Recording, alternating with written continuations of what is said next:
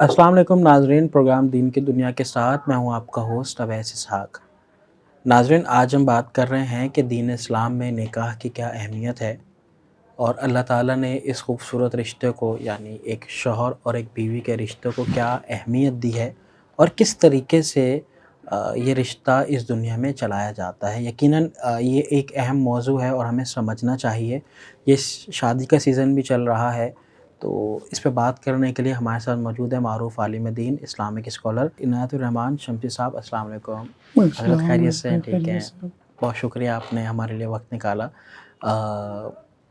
सबसे पहले मुझे ये बताइएगा कि मियाँ और बीवी का जो रिश्ता है दीन इस्लाम में इसकी क्या अहमियत है, किस नज़र से दीन इस्लाम इस रिश्ते को देखता है? बिस्मिल्लाहिर्रहमानिर्रहीम। मियाँ और बीवी का जो रिश्ता है ये इंतहाई मुक़द्दस रिश्ता है।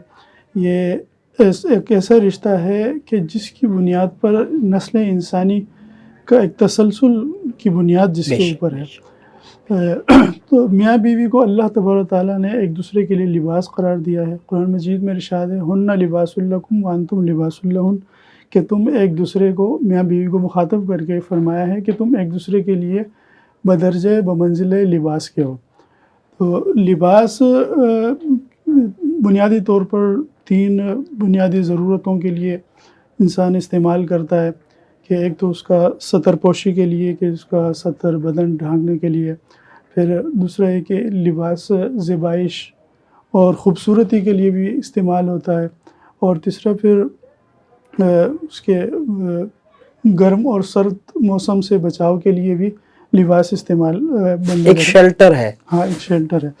तो ये एक इस रिश्ते को जब अल्लाह ताला ने इस लिबास से जब ताबीर किया है तो इसका मतलब ये है कि इनसे ये रिश्ता भी मियाँ बीवी का, ये भी इन 3 चीज़ों का हामिल है। तो मतलब है कि एक फिर उस पर उसकी बुनियाद पर जो है एक मियाँ बीवी को एक दूसरे की इज़्ज़त करनी होगी, एक दूसरे पर भरपूर एतमाद करना होगा। बिल्कुल, आप जी आपने जिस तरह कहा कि मियाँ बीवी को एक दूसरे की इज़्ज़त करनी होगी, लेकिन अगर हमने ये भी देखा है कि हम इस पर भी बात करते हैं, लेकिन ये मौजू इस वक्त ज़्यादा चल रहा है कि अगर मियाँ बीवी के दरमियान कुछ इख्तलाफात हो जाते हैं और इख्तलाफात जो हैं वो क़त्अ ताल्लुक़ की तरफ या तलाक़ की तरफ जाते हैं। हमने भी हालिया तौर पर देखा कि दानिया शाह का केस चल रहा है, FI ने उनको उठाया है। तो क्या ऐसी ख़ातून जिसका अपने शौहर के साथ किसी भी मामले पे इख्तिलाफ़ है, वो इख्तलाफ़ राय रखते हुए जो मियाँ और बीवी की एक निजी ज़िंदगी है उसको सोशल मीडिया पे शेयर कर दे, दीन इस्लाम इस मुतालिक क्या कहता है? जी, आपने बहुत अहम सवाल पूछा है कि बहुत बड़ा अलमिया है कि ये सिर्फ मियाँ बीवी के रिश्ते में ही नहीं है, बल्कि आम तौर पर भी देखा ही जाता है कि 2 दोस्त होते हैं आपस में, लेकिन फिर ज़ाहिर इंसान है, कुछ चल के कहीं तू मैं हो जाती है कि इख्तिलाफ सर उठाने लगता है, तो फिर वो एक दूसरे के कपड़े धोने लगते हैं, इज़्ज़तें उछालते हैं। हाँ, इज़्ज़तें उछालने के दर पे हो जाते हैं। ये बहुत बड़ी वो है। फिर मियाँ बीवी के रिश्ते में तो ये बहुत बड़ा हसास मामला है। उसमें तो इससे कहीं ज़्यादा जो आम मतलब दोस्तियों में जिसका ख़्याल रखना चाहिए, उससे कहीं ज़्यादा इस बात का यहाँ ख़्याल रखना चाहिए। अफ़सोस की बात ये है कि वो किसी ने एक बड़ा सख्त जुमला कहा है, लेकिन बहरहाल वो सही अक्कास है कि हम इख्तिलाफ़ का इज़हार करने के लिए मियाँ बीवी जो एक दूसरे के अपने मुँह के साथ जो कुत्ते बांध लेते हैं। अल्लाह। तो ये एक बहुत अफ़सोसनाक रवैया, एक दूसरे को बर्दाश्त करना चाहिए। और फिर ये एक दूसरे के अयूब ज़ाहिर करना, ये तो एक इस्लाम की अखलाक़ी जो तालीमात है उसकी सरासर मुनाफ़ी है। एक हदीस में इरशाद है कि अल्लाह तबारक व तआला के नज़दीक क़यामत के दिन सबसे बदतरीन इंसान वो होगा जो अपने साथी के राज़ लोगों में अफ़शा करे, कि जो मियाँ बीवी के आपस के ताल्लुक़ात हैं, निजी ज़िंदगी के जो मामलात हैं, उसको वो लोगों के सामने लाए, पब्लिक के सामने लाए। और एक और हदीस में जो है वो इसमें एक बाकायदा औरत की भी तसरीह के साथ ये बात ज़िक्र की गई है कि औरत अगर ऐसी हो कि वो बीवी अपने मियाँ के साथ निजी जो ताल्लुक़ात हैं उसके मुताल्लिक़ वो बातों को अफ़शा करे, तो उसके मुताल्लिक़ बहुत सख्त बुरी मिसाल बताई गई कि वो उसकी मिसाल ऐसी है जैसे शैतान जो सरेआम अपने मादा के साथ मतलब बुरा अमल करे, ज़िना करे। تو یہ اسی طرح کا عمل ہے. اب یہ اس میں دانیہ شاہ کا کیس ہے. یہ میں اسی پہ بات کر رہا ہوں. یہ تو کیس ہی الگ ہے نا. مطلب یہ تو طلاق بھی نہیں ہوئی تھی, اختلاف رائے تھا. اختلاف رائے کے ہوتے ہوئے اور شوہر کی نجی زندگی کی ویڈیوز بنانا, اس کو سوشل میڈیا پہ وائرل کرنا, اور یہ بات روز روشن کی طرح آیا ہے کہ عامر لیاقت کی جو موت کا سبب ہے وہ یہی ڈپریشن ہے, وہ یہی صدمہ ہے. تو ہمارا پاکستان کا قانون یا اسلامی قانون اس ایک مجرمانہ عمل پہ کیا کہتا ہے؟ بالکل. یہ جس طرح کی اس حدیث میں اس کی مطلب شناخت بیان ہوئی ہے, اس حساب سے یہ بہت بڑا جرم ہے, ایک معاشرتی ایک سماجی جرم ہے, جی ایک سوشل کرائم ہے یہ. اس سے پہلے ایک اور رضا اصفہانی کا واقعہ بھی ہوا تھا کہ رضا اصفہانی کے منگیتر نے اختلاف کے اس کے مطلب تعلق کے دوران ہی ان کی ایک نجی زندگی کی ویڈیو وائرل کر لی تھی. تو اس کے بعد پھر وہ بیچاری جو ہے ان کے اوپر بہت صدمے سے وہ گزری, اور پھر وہ مطلب رشتہ بھی ٹوٹا اور بات پھر بڑی چلی گئی. تو یہ بہت افسوسناک, جب سے یہ سوشل میڈیا عام ہوا ہے, ہم اس کو کیا نام ہے سماجی رابطوں کے جو ایک اہم ٹول ہے. اگر قطع کلام کی معذرت, آپ اس کا ذمہ دار سوشل میڈیا کو قرار دیتے ہیں یا پھر ہماری جو مائیں بہنیں ہیں ان کی تربیت کو قرار دیتے ہیں یا ہماری نسل کو قرار دیتے ہیں؟ کیونکہ سوشل میڈیا کا تو مثبت ہم استعمال کر سکتے ہیں, اور مثبت استعمال آپ کے علم ہے کہ ہو رہا ہے. تو آپ کو نہیں لگتا ہے کہ یہ سراسر اسلام سے دوری ہے, اسلام کی تربیت سے دوری ہے؟ بالکل. اس کے مطلب سارے اسباب کہیں نہ کہیں مل جاتے ہیں, تو پھر وہ اس کا نتیجہ پھر یہ برآمد ہوتا ہے. وہ کہتے ہیں نا کہ حادثہ ایک دم نہیں ہوتا, ایک دم نہیں ہوتا. برسوں جو ہے اس کی اسباب مہیا ہوتے ہیں, اور پھر جا کے وہ ایک نتیجہ اس کی بم شیل کی صورت میں وہ سامنے آ جاتا ہے. تو یہاں بھی سوشل میڈیا کا مسئلہ یہ ہے کہ سوشل میڈیا ایک ہائپ جب بن جاتا ہے تو لوگوں کے اوپر ذہنوں پہ سوار ہو جاتا ہے, لائک شیئر کمنٹس, اس چیز کا بھوت لوگوں کے اوپر سوار ہو جاتا ہے. تو پھر اس چکر میں لوگ عجیب حرکات کرنے لگتے ہیں. پھر اس میں کسی حد کو پھر وہ خاطر میں نہیں لاتے. مقصد صرف اور صرف لائک بٹورنا ہوتا ہے, اور پھر زیادہ سے زیادہ فین فالوئنگ کے چکر میں یہ سارا کچھ ہو رہا ہوتا ہے. تو یہ بہرحال اس میں ہم سوشل میڈیا کے اس کردار کو ہم اس کو جو ہے نظر انداز نہیں کر سکتے. اس پہ بات ہونی چاہیے کہ سوشل میڈیا کا استعمال کیسا ہو کیسا نہ ہو. اس پہ گھر کی تربیت بھی اس میں آئے گی, اس پہ اسلام کی اور تعلیمات سے لے کر ہمارے قوانین تک. اب دانیہ شاہ کا کیس ہے, اس میں ظاہر ہے کہ ریاست نے اس کے اوپر ریاستی ادارے نے ایکشن لیا ہے, اور انتظامیہ نے اس کو جیل میں رکھا ہے اور معاملہ عدالت میں ہے.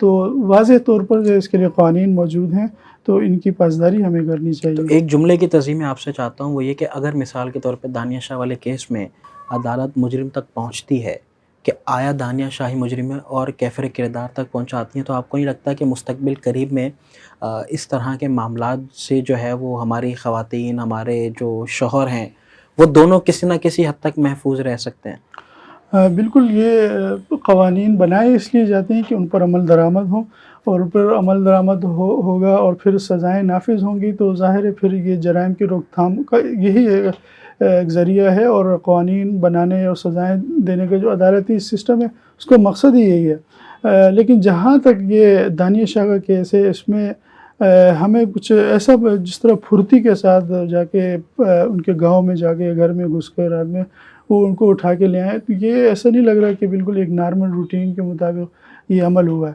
اس میں کہیں نہ کہیں کوئی اور محرکات بھی ہو سکتی ہیں. کاش اگر ہمارے ادارے اتنے ہی فعال ہوں جس طرح دانیہ شاہ کے اس کیس میں انہوں نے فعالیت کا مظاہرہ کیا. آپ خود اندازہ لگا, آپ سرچ کر لیں کہ آئے دن جو ہے FIA میں سائبر کرائم کی شکایتیں درج ہوتی ہیں. کتنے شہری جو ہے وہ صارفین سوشل میڈیا میں اس طرح کے بلیک میلرز کے ہاتھوں وہ شدید مشکلات پریشانیوں کا شکار رہتے ہیں, اور شکایتیں بھی وہ ان کے اندراج ہو جاتی ہیں, لیکن ان پر آج تک مطلب یہ کہ ہر شہری کو اس طرح تو رسپانس زیر التوا ہے. یہ اس وجہ سے بھی ہو سکتا ہے کہ یہ میڈیا کا معاملہ ہے, کیونکہ آپ کو پتہ ہے عامر لیاقت ایک سیلیبریٹی تھے. تو بالکل ایسے بھی ہے, اور پھر اس پہ ظاہر ہے معاملہ عدالت میں بھی ہے, اور پھر زیادہ اس پہ بات نہیں کر سکتے، لیکن ہم اس کو بنیاد بنا کر ہم یہ کہہ سکتے ہیں کہ تمام شہریوں کو ایسے ہی مطلب یہ کہ ان کی شکایتوں پر ہمارے اداروں کو ایسا ہی رسپانس دینا چاہیے۔ ٹھیک ہے، عنایت صاحب میں آپ سے ایک سوال اور پوچھنا چاہتا ہوں کہ عامر لیاقت جو تھے وہ ایک اسلامک اسکالر تھے، اور ان کی پوری زندگی جو ہے وہ آپ کو مجھ سے زیادہ بہتر پتہ ہے کہ عالم آن لائن کی بنیاد رکھی ہے، مختلف علماء کرام کو وہ اپنے ڈومین میں لے کے آئے اور ایک اچھا انہوں نے شو چلایا، تو ان کی ایک پہچان جو تھی، وجہ شہرت جو تھی وہ دین تھا، ٹھیک ہے۔ اس حوالے سے ایک سوال یہ پیدا ہوتا ہے کہ دینی تنظیموں نے دانیہ شاہ والے معاملے پہ کبھی آواز نہیں اٹھائی عامر لیاقت کے حق میں، گو کہ آپ بہتر بتائیں گے کہ آیا اگر دینی تنظیمیں اس مجرمانہ عمل پہ اور اس نازیبہ ویڈیوز پہ، اس نجی زندگی کو سوشل میڈیا پہ چلانے پہ اگر کوئی بات کرتی ہیں، کوئی احتجاج کرتی ہیں، تو دینی تنظیموں کا جو کردار ہے وہ زیادہ بہتر نہیں ہو سکتا؟ جی، بات تو ظاہر ہے کرنی چاہیے، لیکن اب ظاہر ہے ہر تنظیم کے اپنے معاملات ہوتے ہیں۔ نہیں، یقیناً اگر ہم چلیں عامر لیاقت کے حوالے سے بات نہیں بھی کرتے، اگر ہم ویسی مجموعی طور پہ بات کرتے ہیں کہ دینی تنظیمیں سوشل ایشوز پہ بات کیوں نہیں کرتی؟ ہاں بالکل، یہ ایک بہت بڑا المیہ ہے ہمارے اس کے اندر، معاشرے کے اندر۔ معاشرے کی تربیت کا سب سے بڑا ایک وہ اور بنیادی جو مرکز ہے وہ مسجد ہے۔ بالکل ایسے مسجد میں ممبر ہے، ممبر سے ممبر اور محراب، ہر جمعے کو ہر مسلمان جو ہے وہ مسجد میں آتا ہے، ممبر سے اس کے کانوں میں صدا آتی ہے۔ تو یہ سب سے پہلی ذمہ داری جو ہے ہمارے علماء کرام کا ہے، ان کی ذمہ داری ہے کہ وہ معاشرے کو صحیح رخ دکھائیں اور اس طرح کی جو سوشل سماجی برائیاں ہیں ان کو اشکار کریں۔ لیکن افسوس کی بات یہ ہے کہ بیشتر ہمارے علماء کرام کی جو ہے یہ ترجیح میں یہ شامل نہیں ہے۔ وہ زیادہ سے زیادہ کیا نام ہے فضائل والی باتیں کرتے ہوتے ہیں، یا پھر سب سے زیادہ ترجیح ہمارے علماء کرام کو آج کے اس دور میں بھی ہے وہ اختلافی مسائل میں، جی، جو مسلک یہ اپنے مسلک کی برتری ہے، دوسرے مسلک کی جو ہے وہ حوصلہ شکنی ہے، ان کی مخالفت ہے، یہی چیزیں جو ہے وہ علماء کرام کی افسوس کی بات یہ ہے کہ ان کی مطلب ترجیح زیادہ بنی ہوئی ہے۔ تو جب تک ہماری ترجیحات نہیں بدلیں گی، جب تک ہمارے کیا نام ہے مساجد اور منابر سے جو ہے یہ باتیں، اصلاح کی باتیں، سماجی اصلاح کی باتیں نہیں اٹھیں گی، تو اس طرف توجہ کم رہے گی۔ تو وہاں سے اگر شروعات ہو جائیں، پھر لوگوں کو پیغام جائے کہ اپنے بچوں کو بھی ایک حد میں رکھیں، تو انشاءاللہ اس کے اثرات بہت اچھے ہو سکتے ہیں۔ ٹھیک ہے، عنایت صاحب مجھے ایک اور چیز بتائیے گا، وہ یہ کہ سوشل میڈیا پہ اس وقت سب سے زیادہ بحث ہے، اور وہ بحث یہ ہے کہ ہمارے یہاں جو نکاح ہے، جو سنت ہے، سنت موقدہ ہے، تو اس کو ہم نے اپنی زندگی کے لیے زندگی اور موت کا مسئلہ بنا لیا۔ اس کی وجہ یہ ہے کہ جو غریب ہے اس کو بہت زیادہ خرچہ کرنا ہے، اور جو غیر شرعی رسومات ہیں ان کو بھی ادا کرنا ہے، اور جو امیر ہے اس کے تو کیا ہی کہنے۔ مختصر یہ بتائیے گا ہمارے ناظرین کو کہ دین اسلام میں نکاح کی تقریب آخر ہے کیا؟ اسلام میں نکاح کی اتنی اہمیت ہے کہ ایک حقیقی اسلامی معاشرے میں ایک بالغ عورت خواہ وہ کسی بھی شکل میں ہو، وہ بے نکاحی نہیں رہ سکتی۔ مطلب اگر اسلام میں یہی ہے کہ بالغ ہونے کے بعد اس کی پاکیزگی کا خیال رکھنے کے لیے عورت کی، تو اس کو جو ہے فوراً اس کی شادی کرنی چاہیے۔ اور شادی کا یہ مطلب نہیں ہوتا کہ مطلب اس کی زندگی بس پھر جہاں ہے وہیں رک جائے۔ اور یہ بھی مطلب بڑا المیہ ہے کہ شادی کے بعد یہ ہمارا مطلب معاشرے میں ایک وہ تاثر بن گیا ہے کہ شادی کے بعد پھر بریک ہے، اس کے بعد نہ آپ کو تعلیم کرنی ہے، نہ آپ کو کہیں ملازمت آپ کر سکتے ہیں، مطلب خواتین کے حوالے سے بات کر رہا ہوں۔ تو یہ نہیں ہونی چاہیے شادی۔ آپ بھلے جیسے کہ اسلام کا حکم ہے کہ ترجیح یہ ہونی چاہیے کہ بالغ ہونے کے بعد شادی کریں، لیکن اس کے بعد پھر عورت کی زندگی کو آپ بریک نہ لگائیں۔ صحیح۔ اور پھر دوسری بات یہ کہ جیسے کہ میں نے کہا کہ ایک حقیقی اسلامی معاشرے میں کوئی بھی عورت بے نکاحی نہیں رہ سکتی۔ وہ یہ کہ اگر کوئی عورت بیوہ ہے تو پھر وہ ہمارے معاشرے میں یہ ہے کہ پھر وہ بیچاری جو ہے وہ خود بھی نکاح نہیں کر سکتی، اس کے رشتہ دار پھر تانے دیتے ہیں، بچے پھر رکاوٹ بنتے ہیں، یا پھر مطلقہ ہے تو پھر لوگ اس سے رشتہ نہیں کرتے۔ لیکن حقیقی اسلامی معاشرے، جس معاشرے کی بنیاد جو ہے ہمارے نبی کریم صلی اللہ علیہ وسلم نے رکھی تھی، اس پہ تو یہ تھا کہ ایک عورت بیوہ ہوتے ہی اس کی مطلب یہ کہ عدت کے بعد عدت کے بعد ہی اس کے رشتے آ جاتے تھے. کوئی عیب نہیں سمجھتا تھا، نہ اس کے بچے اس کو عیب گردانتے تھے، نہ اس کے مطلب معاشرے میں اس چیز کا تصور ہی نہیں تھا کہ ایک عورت جو ہے بے نکاحی ہو وہ گھر میں رہے. تو یہ نکاح کی تو یہ اہمیت ہے. تو ہمیں بھی اور پھر اس کو نکاح کی اس اہمیت کو پیش نظر رکھ کر نکاح کو آسان بھی ہمیں کرنا چاہیے. نکاح جتنا آسان ہوگا تو معاشرے سے آسانی سے برائیاں. مراد کیا ہے؟ جلد عمری ہے یا فضول خرچی سے اجتناب ہے؟ فضول خرچی کی وجہ سے جو ہے بہت سے غریب متوسط گھرانوں کی بچیاں جو ہے وہ انتظار میں رہتی ہیں. وہ ان کے ماں باپ بچی پیدا ہوتے ہی سب سے بڑا ان کے لیے مسئلہ یہ ہوتا ہے کہ ان کے جہیز کیسے ہم جوڑیں.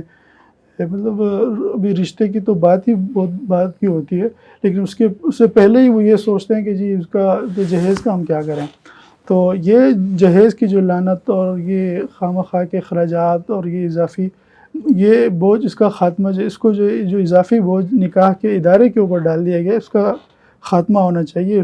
اور اس کے لیے بھی بہت بڑی بنیاد پر جو ہے بات ہونی چاہیے.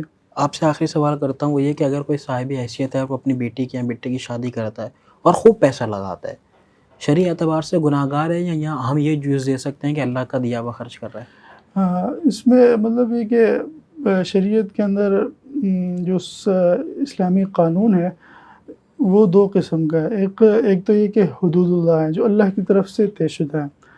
اللہ کی طرف سے جو طے شدہ ہیں اس میں تو مطلب یہ کہ گنجائش ہے، اب شادی کے لیے جتنی چاہیں وہ کریں، خرچ کر ڈالیں، کوئی اس میں منع نہیں ہے.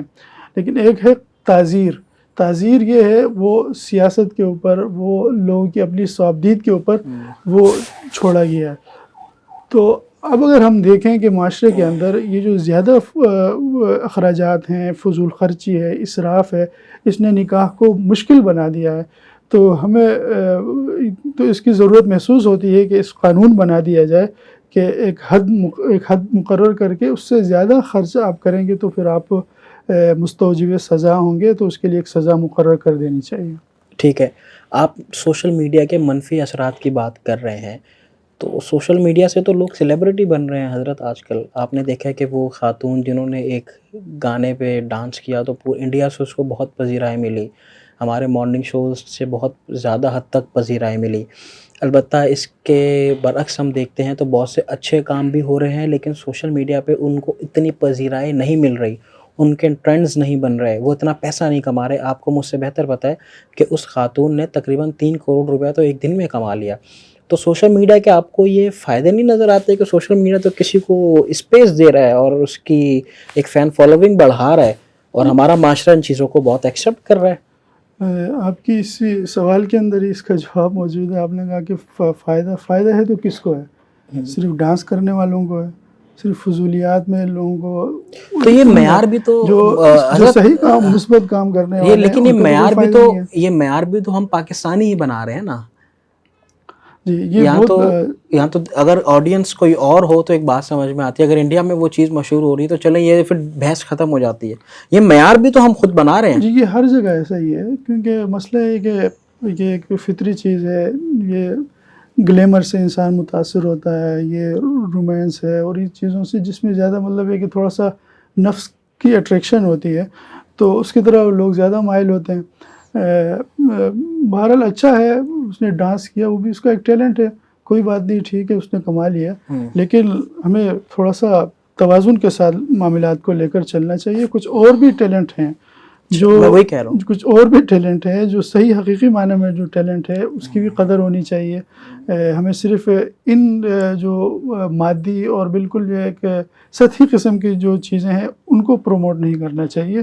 جو حقیقی ٹیلنٹ ہے اور اچھا ٹیلنٹ ہے اس کو بھی جو ہے تھوڑا سا اس کا حق دینا چاہیے. ٹھیک ہے، بہت بہت شکریہ آپ نے ہمارے پروگرام کے لیے وقت نکالا. ناظرین، یہ وہ تمام اس وقت سوشل میڈیا پہ بحث چل رہی ہیں کہ ایک ہم نے نکاح کے سیزن کے حوالے سے بات کی، دوسرا ہم نے خاتون کے ڈانس کے حوالے سے بات کی، اور تیسرا ہم نے یہ بات کی کہ اگر میاں بیوی، شوہر یا بیوی کے درمیان رشتہ کیسا ہونا چاہیے، اور بالفرض کہ اگر کوئی معاملہ اختلاف کی طرف جاتا ہے تو دین اسلام اس حوالے سے کیا کہتا ہے.